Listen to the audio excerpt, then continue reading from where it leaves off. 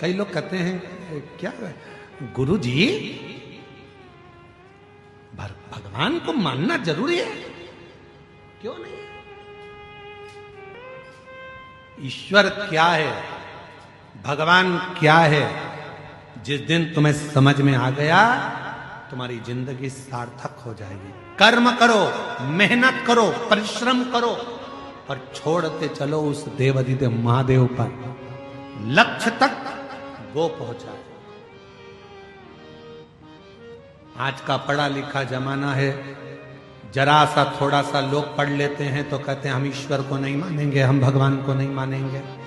थोड़ी अकल लो, वो अंबानी परिवार से थोड़ी अकल लो, करोड़ों का धन है, वैभव है, उसके बाद भी भगवान की भक्ति में हमेशा लगा ही रहते हैं। थोड़ी अकल लो वो बिरला परिवार से, थोड़ी अकल लो किसी अच्छे अच्छे आनंद करने वाले विद्वज्जनों से। थोड़ा सा पढ़ लिए, भगवान को नकार दिया, हम नहीं मानते, हम डॉक्टर बन गए, हम ये बन गए, हम कलेक्टर बन गए, हम ये बन गए, हम परमात्मा को नहीं मानते। मत मानो। जब बीमार पड़ोगे, एक दिन कुर्सी से नीचे उतरोगे, कोई नहीं पूछेगा, तब कमरे में पड़े रहोगे, कोई नहीं पूछने वाला, तब याद आएगा भगवान कौन सा कर्म दंड किया था, भुगता रहा है, जल्दी से ले जा। तब याद आएगा कि ईश्वर क्या होता है। हम नहीं मानते परमात्मा को, हम नहीं मानते भोलेनाथ को, हम नहीं मानते भगवान को। बस थोड़ी सी अध्ययन कर लिया तो सोचा भगवान है ही नहीं, हम कर रहे हैं वो ही सब करेंगे, हम ये करेंगे, हम वो करेंगे। एक बार किसी ने हमको न्यूज चैनल वालों ने बुलाया, बोलते आप साइंस को नहीं मानते? हमने कहा पूरा मानते, पूरा मानते।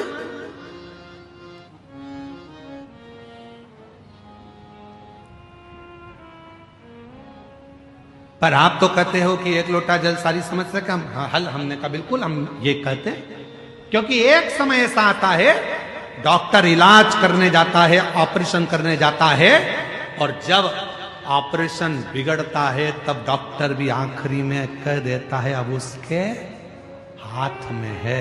मतलब डॉक्टर को भी मालूम है कि एक डॉक्टर और बैठा है जो तुरंत निर्णय पलट देता है और कुछ ना कुछ अच्छा कर देता है, ये उसको भी मालूम। फिर कहा आप साइंस को नहीं मानते? हम मानते। हम कहां नहीं मानते, पर हम साइंस को पूरा कब मानेंगे? जब दुनिया में से लोग कहते हैं आज साइंस ने बच्चे पैदा करना चालू करे, आज साइंस ने ये करा, आज साइंस ने वो करा। तो हम जब मानेंगे जब दुनिया में से कोई मरना बंद कर देगा, तब जाने कि साइंस ने कोई बहुत बड़ा काम किया। अब पृथ्वी पे से कोई मर ही नहीं रिया, सब यही है, सब यही। हम मानेंगे, हम नहीं, हमेशा नहीं कहते कि नहीं मान, हम आज भी मानते हैं बहुत कुछ करा। आज साइंस ने बहुत उत्थान करा, बहुत कुछ हमारे मेडिकलों में, हमारी चिकित्सा में बहुत साथ दिया, सब कुछ मानेंगे। पर तुम अगर ईश्वर को नकार दोगे तो हम ये नहीं मानेंगे। ईश्वर को नकारा कि हम नहीं मानेंगे। ईश्वर ईश्वर है, एक दिन उस परमात्मा की शरणागति ग्रहण करना ही पड़ती है। इसलिए निवेदन है खूब पढ़ो, खूब उन्नति करो, खूब बढ़ो।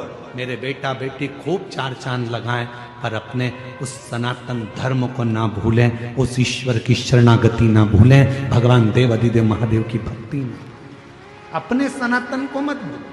दूसरे कहेंगे हमारे साथ चलो, कोई ईश्वर नहीं है, कोई भगवान नहीं है, देवताओं को मत पूछो, क्यों पानी चढ़ा रहे हो, क्यों भगवान को मना रहे हो। दुनिया के लोग कहेंगे क्यों? क्योंकि वो चाहते हैं कि आप सनातन धर्म छोड़कर हमारे धर्म में आ जाओ। ईश्वर को पूछना बंद कर दो, भगवान को पूछना बंद कर दो, कथा सत्संग भागवत रामायण गीता बंद कर दो, ये वो चाहते हैं। पर याद रखना अंतिम गति इसी में है, इसी में। झूठी पत्तल खाने दूसरे धर्म में मत जाना, भले अपने धर्म की सूखी रोटी खा लेना, पर दूसरे धर्म में प्रवेश मत करो। सूखी रोटी खा लो, नहीं जाए रहो। दिया भभूति मच्छेंद्रनाथ जी ने थोड़ी सी भस्म दे दी, ले पति और पत्नी दोनों खा लेना। पति गुस्से में आ गया, भस्म खाने से, भभूति खाने से क्या बच्चा हो जाएगा, संतान हो जाएगी? भभूति ली पत्नी के हाथ से और खुद ने भी नहीं खाई, पत्नी को भी नहीं खाने दी।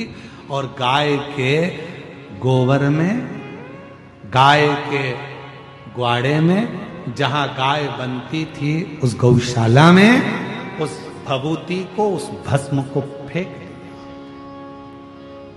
डाल, चले गए। समय बीत गया।